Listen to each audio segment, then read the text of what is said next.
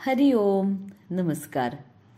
पुण्यसरितांचं स्मरण करून आपण गंगा दशहरा उत्सव वेगळ्या पद्धतीनं साजरा करत आहोत.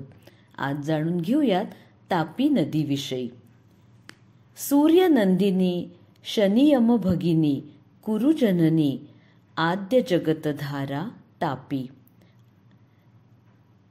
ताप्ती किंवा आदिगंगा या नावानं जिची ओळख आहे ती आहे तापी नदी. तापी नदी ही महाराष्ट्रातील एक प्रमुख पश्चिम वाहिनी नदी आहे. हिला सूर्यपुत्री असंही म्हटलं जातं. मध्य प्रदेश आणि गुजरात या राज्यातूनही ही नदी प्रवाहित होते. तापी नदी सातपुडा पर्वतरांगेत मूलताई इथं उगम पावते. मूलताईचं मूळ नाव मूळ तापी असं आहे. सुरत जवळ अरबी समुद्राला ही नदी जाऊन मिळते. मध्य प्रदेशातील बऱ्हाणपूर, बैतूल, महाराष्ट्रातले अमरावती, अकोला, बुलढाणा, वाशिम, धुळे, नंदुरबार आणि गुजरातमधील सुरत या जिल्ह्यातून ही नदी वाहते. पूर्णा आणि अरुणावती या तिच्या उपनद्या आहेत. अजूनही काही उपनद्या आहेत, त्यांच्याविषयी पुढे आपण जाणून घेतच आहोत. पूर्णा नदीचं प्राचीन नाव पयोष्णी. हिचंच दुसरं नाव संपूर्णा असंही आहे आणि ही चंद्रपुत्री आहे. मध्य प्रदेशच्या दक्षिण भागात बैतूल इथं नारद टेकडीवर हिचा उगम होतो. तापी नदीला समांतर अशी पश्चिमेकडे वाहत वाहत शेवटी जळगाव जिल्ह्यात चांगदेव इथं ही तापी नदीला जाऊन मिळते. सूर्य आणि चंद्र यांच्या कन्यांचं म्हणजेच तापी आणि पूर्णा या नद्यांचं मिलन हे खरोखर अनोखं आहे. तापी नदीची लांबी 724 किलोमीटर असून महाराष्ट्रात ती 308 किलोमीटर आहे. इतकं तिचं मोठं क्षेत्र आहे. तापी नदीला जळगाव जवळ पिळोदा इथं अणेर नावाची एक मोठी उपनदी येऊन मिळते. त्याचप्रमाणे वाघूर ही नदी सुद्धा तापीची एक उपनदी आहे. तिचा उगम संभाजीनगर जिल्ह्यातील अजिंठा लेणीत झालेला आहे आणि भुसावळ जवळ शेळगाव इथं वाघूर नदीचा तापीशी संगम होतो. पौराणिक दाखल्यांनुसार सूर्यदेवानं स्वतःचा ताप शमवण्यासाठी या नदीची निर्मिती केली अशी आख्यायिका आहे. ताप शमवणारी म्हणून ही तापी किंवा ताप्ती. मकर संक्रांत आणि कार्तिक पौर्णिमा या दिवशी या नदीत स्नान केल्यामुळे आपल्या पापांचा नाश होतो आणि मोक्षप्राप्ती होते अशी श्रद्धा आहे. शनी हा सुद्धा सूर्यपुत्र, त्यामुळे तो तापीचा बंधू. म्हणून नरक चतुर्दशीला तापी नदीत स्नान केल्यामुळं शनीची बाधा होत नाही. तापी नदीची 7 कुंड आहेत. ती अशी: सूर्यकुंड, ताप्तीकुंड, धर्मकुंड, पापकुंड, नारदकुंड, शनिकुंड आणि नागाबाबा कुंड. तापी नदीची जयंती आषाढ शुद्ध सप्तमीला साजरी होते. मूलतापी किंवा मूलताई या गावी तिचा उगम झाला म्हणून हे गाव तापी नदीचं माहेर असं मानलं जातं. इथं तापीचा जन्मोत्सव साजरा होतो.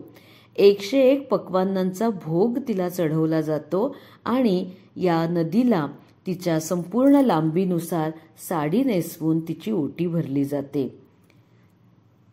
पौराणिक संदर्भानुसार तापी नदीचा विवाह अनेक कल्पांपूर्वी संवरण या राजाशी झाला होता आणि या दोघांचा पुत्र कुरु, त्या कुरुचाच पुढे कुरुवंश म्हणून मान्यता पावला. आणि आपल्याला भगवद्गीतेतला पहिला श्लोक ठाऊकच आहे: धर्मक्षेत्रे कुरुक्षेत्रे समवेतायुयुत्सवः. हे जे धर्मक्षेत्र कुरुक्षेत्र आहे, हे कुरुक्षेत्र म्हणजेच या कुरुवंशाचं क्षेत्र, जिथे कुरुवंश फळला फुलला, त्यांचं राज्य ज्या भागामध्ये होतं तो संपूर्ण भाग म्हणजे कुरुक्षेत्र. म्हणजेच आपण महाभारतात हस्तिनापूरचा संपूर्ण राज्याचा भाग हा कुरुक्षेत्र म्हणून ओळखला जातो. आता अजून एक पौराणिक कथा किंवा संदर्भ ह्या तापी नदीविषयी दिला जातो. तो असा की या पृथ्वी तलावावर गंगा नदीचं अवतीर्ण होण्यापूर्वी तापी नदी अस्तित्वात होती आणि इथं या पृथ्वी तलावर तिचं अनन्यसाधारण महत्त्व होतं. परंतु भगीरथ राजाच्या तपानुसार गंगा नदीला पृथ्वी तलावर येणं हे क्रमप्राप्त होतं, कारण त्याचे ते 60,000 सगर पुत्र जिवंत करण्याचं सामर्थ्य हे केवळ आणि केवळ गंगा नदीतच होतं.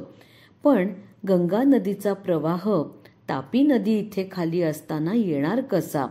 क्षणभर गंगा नदीला सुद्धा प्रश्न पडला की तापी नदी इथं पूर्वीपासून अस्तित्वात आहे, मग मी कशी इथे येऊ?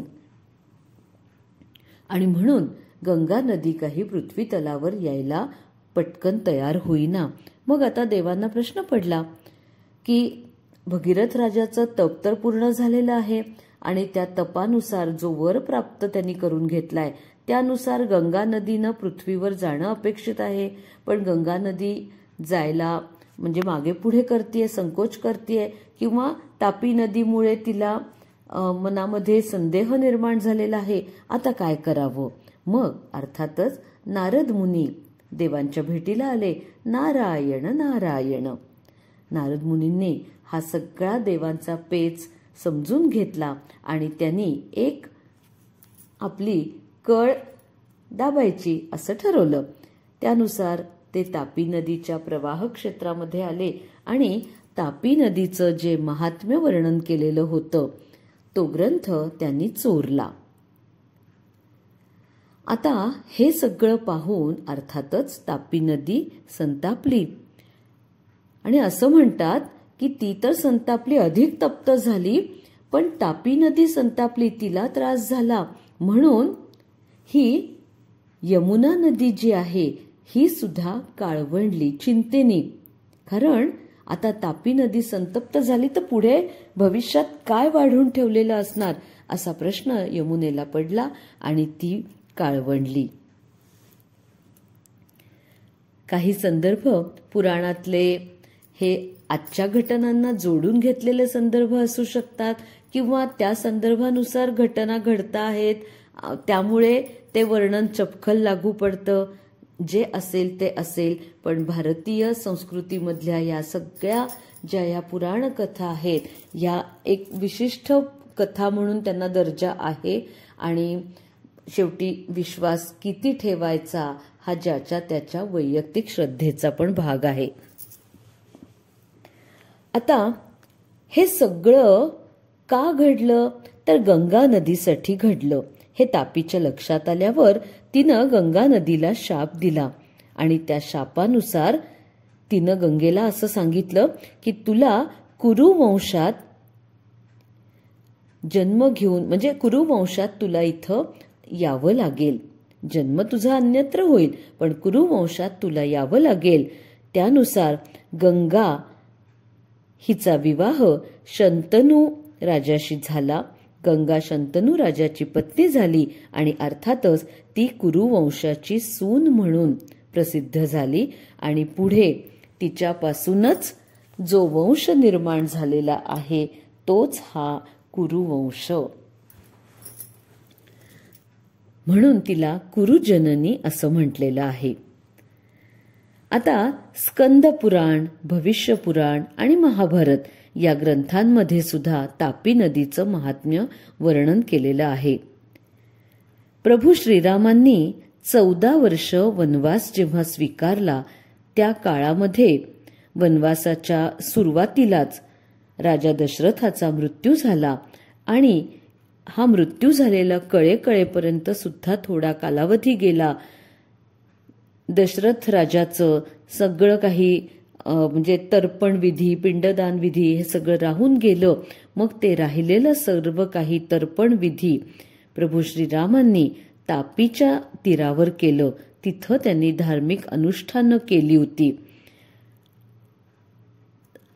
आणि ह्या नदीच्या तीरावर अशी तर्पण विधी किंवा पिंडदान विधी केल्यामुळे ज्याच्यासाठी हे सगळं केलं असेल त्यांना मोक्षाची प्राप्ती होते, त्यांच्याही पापांचा नाश होतो अशी श्रद्धा आहे. त्याशिवाय शनी महाराजांचा प्रकोप असेल तर तोही नष्ट होतो. हिच्या पाण्यामध्ये जी खनिज किंवा ह्या पाण्यामधली जी काही रासायनिक संरचना आहे ना, त्यामुळे असं म्हणतात की मृतदेहाच्या अस्थींचं विघटन हे सुलभरित्या होतं. म्हणून अस्थि विसर्जन हे तापी नदीच्या जलामध्ये आवर्जून केलं जातं. आणि तोच सगळा आपलं आत्ताचं हे सायन्स आहे, फिजिक्स आहे, केमिस्ट्री आहे. आणि हेच सगळं पुराण संदर्भात किंवा पुराणातल्या कथांमध्ये हे संदर्भ आपल्याला पाहायला मिळतात. प्रभू श्रीरामांनी याच नदीच्या तीरावर राजा दशरथाचं तर्पण विधी का केले असावेत याच्यासाठी हा संदर्भ खूप महत्वाचा आहे. आपण तापी नदीच्या पहिल्या पौराणिक कथेमध्ये असं पाहिलं की तिचं महात्म्य नारद महर्षींनी चोरलं. त्यांना पण शाप मिळाला आणि त्या शापानुसार त्यांच्या अंगभर कोड उठलं. मग आता उशाप काय, तर तापी नदीनं त्यांना सांगितलं की तू माझी तपस्या कर आणि त्या तपस्येनंतर माझ्या जलामध्ये तू स्नान कर, मग तुझं हे कोड नाहीसं होईल. त्यानुसार नारद महर्षींनी तापी नदीची तपस्या केली, तिच्या जलामध्ये स्नान केलं आणि मग त्यांच्या अंगावरचं कोड नष्ट झालं. त्यांनी ज्या ठिकाणी स्नान केलं ते कुंड नारद कुंड म्हणून पुढे आता मान्यता पावलं. या तापी नदीच्या तीरावर अनेक प्राचीन मंदिरं आहेत. किती तर 180 प्राचीन धार्मिक स्थळं इथं आढळतात. त्यामधलं सुरत शहरातलं ताप्तेश्वर हे प्राचीन शिवालय सर्वात प्रसिद्ध आहे. तसंच चांगदेव हे सुद्धा गाव तापीच्या तीरावरचं प्रसिद्ध आहे. राजा चांगदेवाच्या नावावरून या शहराला, या गावाला चांगदेव असं नाव प्राप्त झालं. आपल्याला जो ज्ञानेश्वर माऊलींच्या कथेमधला चांगदेव माहिती आहे, तो चांगदेव सुद्धा याच गावचा आणि याच गावाच्या जवळच मुक्ताबाईंनी आपली समाधी घेतली होती. तिची समाधी म्हणजे मुंगी उडाली आकाशी, ती अचानक अदृश्य झालेली आहे आणि तो सगळा परिसर आता मुक्ताई नगर या नावाने ओळखला जातो.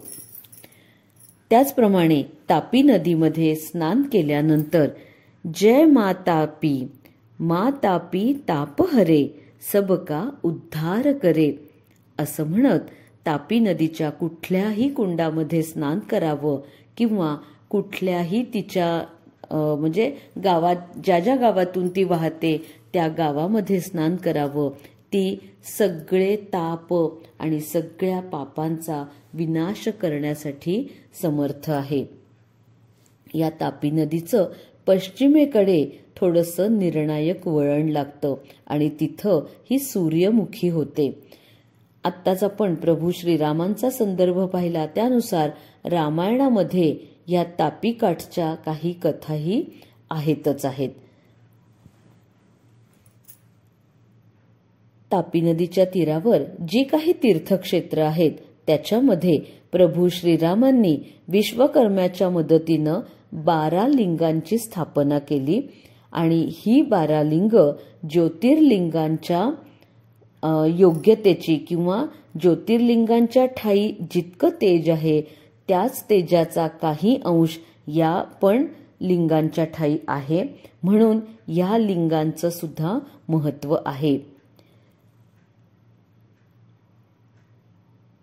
तसंच तापी नदीच्या तीरावर कपिल मुनींचं आगमन झालं होतं आणि या कपिल मुनींचं आगमन झालेलं असताना तिथं तो जो काही भाग आहे त्या भागाला कंडारी गाव असं म्हटलं जातं आणि या कंडारी गावामध्ये तापी उगमानंतर नदीची आपल्याला आडवी धार वाहताना दिसते. हे एक विलक्षण दृश्य नक्कीच पाहायला मिळतं. तसंच तापीच्या संगमावर जी 108 मंदिरं आहेत त्यापैकी 107 मंदिरं ही संगमावर आहेत आणि 108वं जे मंदिर आहे ते प्रकाशा या गावी आहे. आणि असं म्हणतात की जसा काशीचा विश्वेश्वर तसा या प्रकाशा गावचा केदारेश्वर हा अत्यंत महत्वाचा मानला आहे. हे तीर्थक्षेत्र तितकंच पुण्यप्रद आहे आणि काशी यात्रेचं पुण्य हे प्राप्त करण्यासाठी उत्तर पूजा करण्यासाठी या ठिकाणी आवर्जून आलं जातं. तसंच तापीच्या तीरावर सिंहस्थ आणि कन्यागत या 2 वेळेला इथल्या नदीमध्ये स्नान करण्याचं सुद्धा महत्व आहे. तापी नदीची परिक्रमा सुद्धा आवर्जून केली जाते. मुलताई ते सुरत असा संपूर्ण प्रवास करत एकदा एका किनाऱ्यावरून आणि परत जाताना दुसऱ्या किनाऱ्यावरून मुलताईला जाण्याची इथं प्रथा आहे.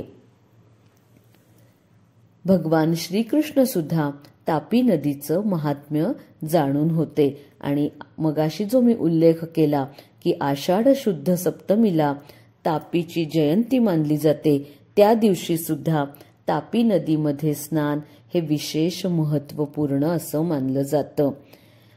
अशा रीतीनं तापी नदी एक महत्वाची नदी आणि जी गंगा नदी इतकीच पवित्र आणि तितकीच किंबहुना जास्त प्राचीन असा कालखंड या नदीचा आहे.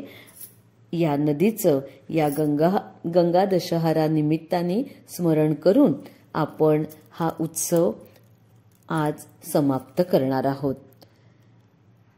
हरये नमः, हरये नमः, हरये नमः.